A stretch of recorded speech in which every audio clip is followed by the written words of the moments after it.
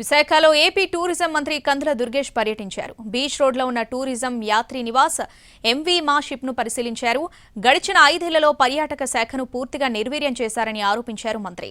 విశాఖ యాత్రి నివాస్ నిర్మాణంలో ముందు టెండర్ పిలిచి తర్వాత టెండర్ లేకుండా పనులు చేయమన్నామని తెలిపారు. అసలు ఏం జరిగిందన్న దానిపై సమావేశం ఏర్పాటు చేసి వివరాలు తెలుసుకుంటామని చెప్పారు ఆయన.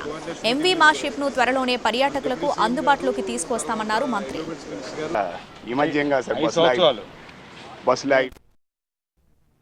యాత్రి నివాస్ దాని యొక్క పురోగతి ఏ రకంగా ఉందనేది చూడడానికి వచ్చాం.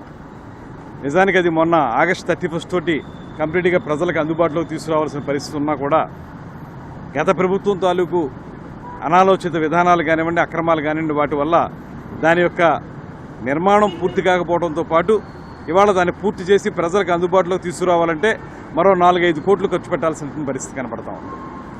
దానికి ఇచ్చినటువంటి 8 కోట్ల చిల్లర ఎస్టిమేషన్కి ఇప్పటికే 7 కోట్ల చిల్లర మేము దానికి అందజేయడం జరిగింది. తప్పులు ఎవరు చేశారు, వాటిని ఎలా బయట పెట్టాలి, వాటిని ఎలా రెక్టిఫై చేయాలి, తర్వాత దీన్ని పూర్తి చేసి ప్రజలకు అందుబాటులోకి తీసుకురావడానికి ఏం చేయాలనేటువంటి దాని మీద మేము హెడ్ ఆఫీసులో ఒక టీం తోటి దీన్ని డిస్కషన్స్ పెట్టాం. మా షిప్కి సంబంధించి ఇవాళ పర్యాటక కేంద్రంగా దీన్ని తీర్చిదిద్దాలంటే ఒక పక్కన అటవీ శాఖ యొక్క అనుమతులు, అదేవిధంగా CRZ అనుమతులు కావాల్సి ఉంది. వాటి మీద కూడా